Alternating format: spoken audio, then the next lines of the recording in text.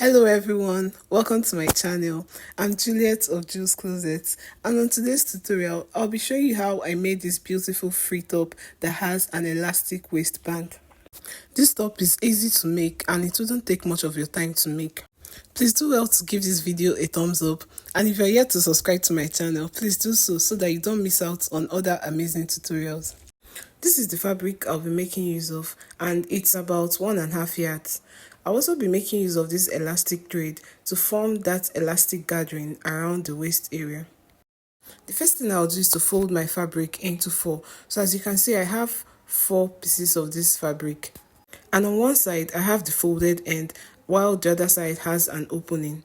So the measurements I'm taking will be starting from the folded ends, which will also serve as our center front and our center back. From this top part, I came down by 1 inch. This will serve as an allowance towards the shoulder region. And from that 1 inch mark, I'll be going down by 24 inches for the full length of my blouse. And I also went ahead to add extra 2 inches for the sewing allowance. On this starting line, which is also my shoulder line, I'll be getting my shoulder measurement, which is 8 inches. And also from that 8 inches point, I'll be getting my sleeve length. I used 8 inches as well for my sleeve length. At this point when my sleeve ends, I'll be going down by 1 inch to get my shoulder slant. And also from this point, I'll be getting my neck width, which is 6 inches. And from this 6 inches point, I'll be connecting it down to the place where we came down by 1 inch to form the shoulder slant. From this shoulder slope, I'll be coming down by 10 inches. This is how wide I want my sleeve opening to be. I went ahead to connect these 2 points together from the shoulder line down to the new line that I have. I got my bust line measurements at 10 inches from the shoulder, but this step is totally not mandatory. On this bust line, I took my bust measurement, which is 40 inches, and when divided by 4, I have 10 inches. I went ahead to add extra 5 inches allowance. So this allowance is for ease and also for my sewing allowance. I took the total measurement of what I have there, which is 15 inches. I went ahead to mark it out at the full length. And with that, I'll just have to connect the 2 points together. At this point of the sleeve, I'll be giving it a curve so that it fits in well.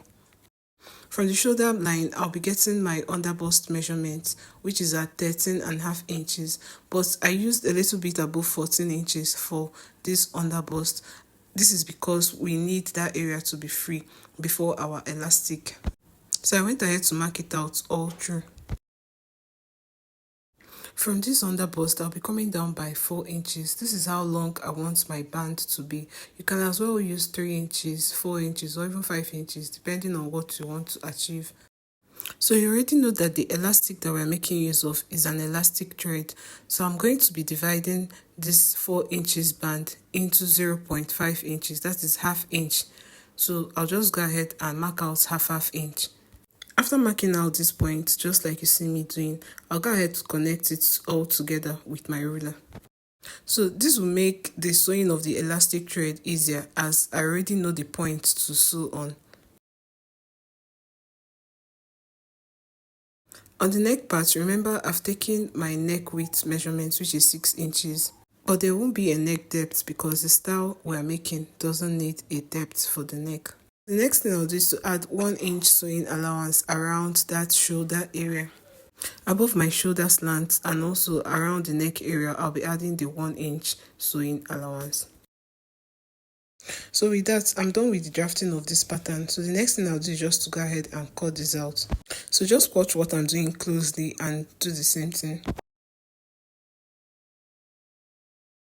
On the neck area, around that point that I have my 6 inches mark, I'll be making a little bit opening so that I'll remember this point later on.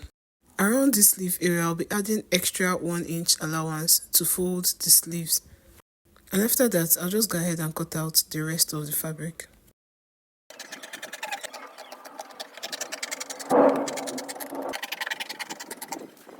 I'm done cutting this out, and I'll give it a notch at the center front. And before I separate the front and the back of this top, I'm going to be marking out the 4 inches point where we are going to have our elastic waistband on all the parts of this top, both front and back. And afterwards, I'll go ahead and separate the two pieces. So here now, I've separated the front from the back piece of the top. So let's call this the front piece. And as you can see, I've gone ahead to draw out the lines for my elastic waistband. Before you draw out these lines, make sure you're drawing it on the right side of the fabric. Here, I already made a mistake to draw it on the wrong side, but I later corrected it. The reason is because the elastic thread is going to be behind on the wrong side of your top, while the normal thread with the needle of the machine is going to move on the right side of this fabric. Soaking the elastic thread in water before use will make it move freely on your sewing machine. So once you've soaked it in water, you can just take your elastic thread and reel it round the reeler before attaching it to the shuttle, just like you see me doing. So the elastic thread is going to be in the shuttle under the sewing machine, while the normal thread that you're going to use to sew will be on top of the machine. And with what I've explained, I've taken it to the sewing machine and I've sewn on the lines that I had. And as you can see, the waist area of this top is already stretchy because of the elastic that I added. Now I can go ahead to join the front and the back piece together, starting from the shoulders. From the outer end of this shoulder part, I'm going to be sewing it down with 1 inch and stop at that point where I have a cut. I'll go ahead and do the same thing for the other shoulder part. After sewing down the shoulder part, this is what it looks like. At the neck point where I have that opening, I'm just going to extend the opening just before the sewing line that I have. And be very careful not to cut into the sewing line. Once I'm done with that, I'll bring in my hemming gum, then add some pieces around that area that I'm folding down. Then go ahead and iron this so that that area will stick and relax. I'll also be taking out the excess allowance around the shoulder area because we won't be needing that anymore. Now to work on the sleeves, remember we have 1 inch allowance around that area. So I'm going to be using it to fold in my sleeves just like you see me doing. Then take it to the sewing machine and sew it down. And once I'm done with that, I'll be closing up the sides of this top. After working on those areas, this is what it looks like. So you can see the sleeves and the sides are already closed. And I also did the same thing for the other side of this top. For the bottom part of the top, I'll go ahead and fold it in with the allowance I have left, just like you see me doing. With that, my elastic waist top is ready. I'm flipping it to the right side. You can see how beautiful it turned out. Now you can see that this top is very easy to make and it won't take much of your time. I hope you found this tutorial helpful and valuable. And if you did, please do like, share, subscribe to my channel for more of these amazing tutorials. I'll see you in the next one. Bye.